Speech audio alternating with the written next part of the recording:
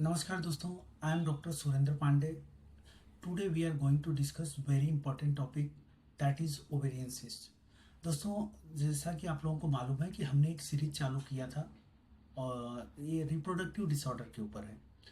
तो आज उसी सीरीज का कंटिन्यूएशन है। ओवेरियन सिस्ट के बारे में आज हम बात करेंगे। ये गायनिकोलॉजिकल डिसऑर्डर है और बहुत ही इम्पोर्टेंट है जो हम लोगों को समझना चाहिए।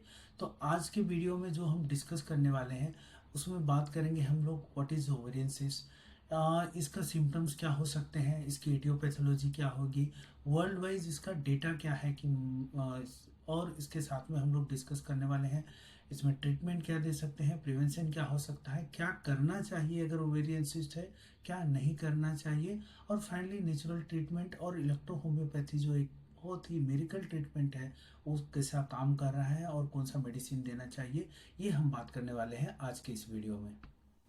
तो दोस्तों, जो ओवेरियन सिस्ट होता है वो डेवलप होता है ओवरी के ऊपर या इनसाइड में डेवलप होता है। कॉमनली जब मेंस्ट्रुएशन साइकिल आती है तो ये कॉमन डेवलपमेंट रहता है मेंस्ट्रुएशन साइकिल के दौरान, और मोस्टली ये रिजॉल्व ऑटोमेटिकली रिजॉल्व हो जाता है। ये कम जब मेंस्ट्रुएशन साइकिल कंप्लीट होता है तो ये चला जाता है।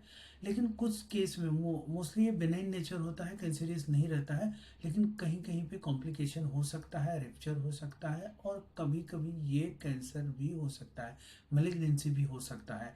अब अगर बात करते हैं हम लोग डेटा की, स्टैटिक्स की, तो ग्लोबल डेटा जो है उसमें सजेस्ट किया गया है जो रिप्रोडक्टिव एज की वुमेन्स रहती हैं उनको अराउंड 8% वुमेन है वर्ल्ड वाइज जिनको ये ओवेरियन सिस्ट डेवलप होता है।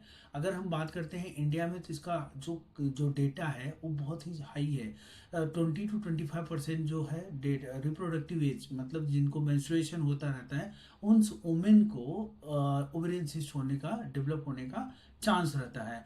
और ये मोस्टली जो पोस्ट मेनोपॉजल वुमेन रहती हैं उनको जो रिस्क होता है ओवेरियन कैंसर का, सिस्ट इंक्रीज होने का चांस रहता है, वो ज़्यादा होता है। तो इसलिए ये बहुत ही इम्पोर्टेंट है और हम लोगों को बहुत ही लाइटली नहीं लेना चाहिए ओवेरियन सिस्ट को। तो चलिए बात करते हैं अब इटियोपैथोलॉजी को। तो इटियोपैथोलॉजी ओवेरियन सिस्ट की जो रहती है वो मेडिकल टर्म में अगर हम बात करेंगे तो ये फंक्शनल सिस्ट हो सकता है जिसमें इन्वॉल्व रहता है फॉलिकुलर एंड कॉर्पस ल्यूटियम।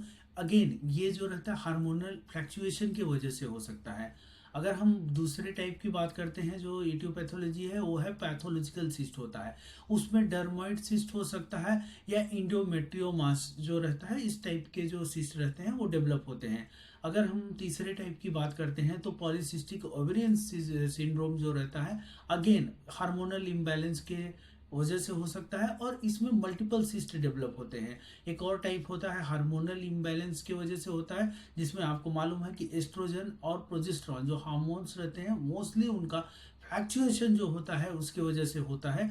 और नॉर्मली एक और होता है जिसको हम लोग बोलते हैं प्रेगनेंसी रिलेटेड सिस्ट। तो नाम से ही सजेस्ट हो रहा है कि जो ये रहता है कॉर्पस ल्यूटियम जो सिस्ट होता है वो डेवलप होता है मोस्टली अर्ली प्रेगनेंसी में जो होता है। इस टाइप के सिस्ट हम लोगों को देखने को मिलता है। अब देखिए इसका जो एक इम्पॉर्टेंट टॉपिक है वो सिम्टम्स है कि ओवेरियन सिस्ट होंगे तो इसमें सिम्टम्स क्या हो सकते हैं। तो देखिए ओवेरियन सिस्ट जब रहेगा तो पेन, मेंस्ट्रुएशन जो रहता है बहुत पेनफुल होएगा, इरेगुलर मेंस्ट्रुएशन होने का चांस रहता है, नोसिया वोमिटिंग होएगा, और अगर आप बात करते हैं तो पेल्विक पेन भी होएगा। जो नीचे का निचला पोर्शन होता है फीमेल का उसमें बहुत ज़्यादा पेन होने का चांस रहता है। और इसके साथ अगर हम बात करते हैं तो जो फिजिकल रिलेशन होता है उस समय बहुत ही पेन होता है क्योंकि जो सिस्ट होता है वो बड़ा हो जाता है, उस समय पेनफुल हो सकते हैं फिजिकल रिलेशन। अगर हम डायग्नोसिस की बात करते हैं तो देखिए डायग्नोसिस में इनको हम लोग पेल्विक एग्जामिनेशन करके पता किया जा सकता है जो है प्राइमरी इनिशियल लेवल में। नेक्स्ट लेवल में हम लोग सोनोग्राफी की तरफ जा सकते हैं कि जिसमें हम लोगों को पता चलेगा कि उसकी साइज क्या है और डिफरेंट टाइप ऑफ सिस्ट क्या है वो हम लोगों को पता चल जाएगा। सीटी स्कैन और एमआरआई को भी सजेस्ट किया जा सकता है और जा सकते हैं हम लोग। नेक्स्ट है हम लोगों को हार्मोनल टेस्ट जो होता है एफएसएच या एलएच टेस्ट जो ल्यूटिनाइजिंग हार्मोन्स जो बोलते हैं, और प्रोजेस्टेरॉन एस्ट्रोजन का टेस्ट हम लोग करके पता कर सकते हैं कि वो उसका लेवल क्या है, उसकी वजह से कुछ हो रहा है क्या। अगर हम बात करते हैं कि क्योंकि इसमें कभी कभी ये होता है कि इसमें चांस रहता है मेलिग्नेंसी का भी, तो उसके लिए एक टेस्ट होता है CA-125। ये पता कर सकता है कि एनी पोटेंशियल मेलिग्नेंसी हुआ है क्या। तो दोस्तों ये जो डायग्नोसिस है और सिम्टम्स है ये बहुत ही इंपॉर्टेंट है ओवेरियन सिस्ट के लिए। और अगर आप पेशेंट है तो कभी भी आपको अवॉइड नहीं करना चाहिए। चलिए अब हम बात करते हैं प्रिवेंशन के की प्रिवेंट कैसे कर सकते हैं।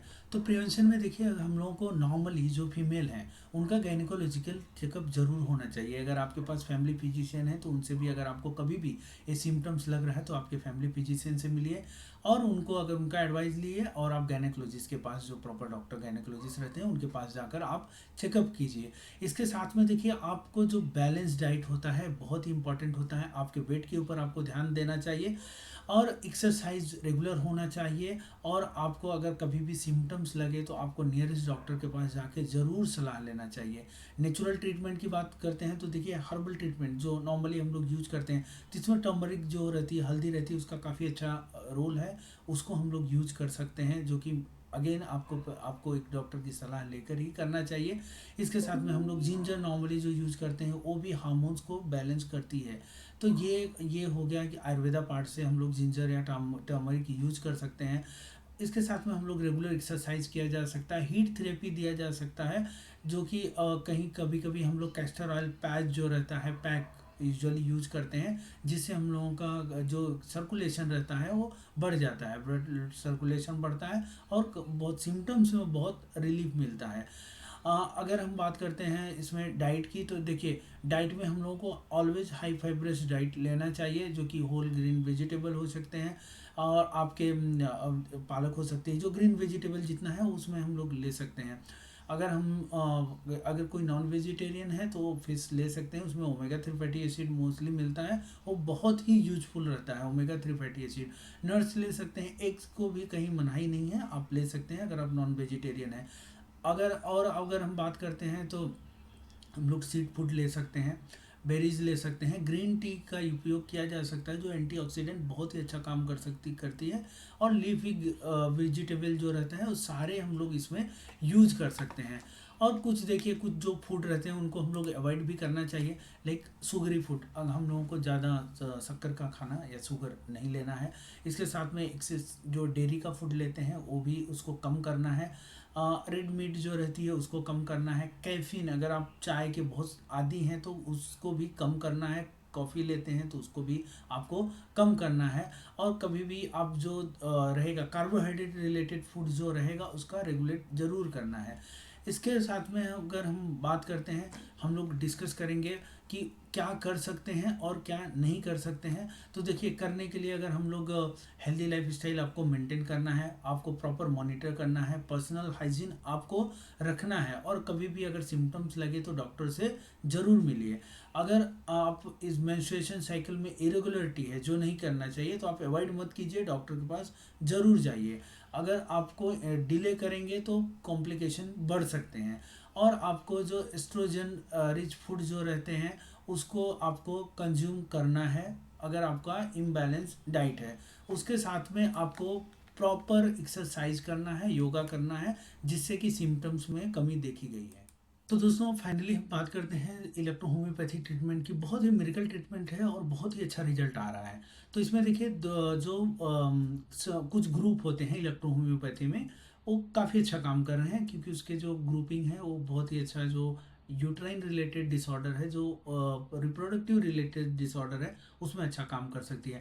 तो इसमें कुछ फॉर्मूले हैं जो इलेक्ट्रोहोम्योपैथी के यूज होते हैं, उसमें आप दे सकते हैं। देखिए यस 2 दे सकते हैं, L1 दे सकते हैं, WE दे सकते हैं। तो ये ग्रुप ये है यस 2 L1 WE।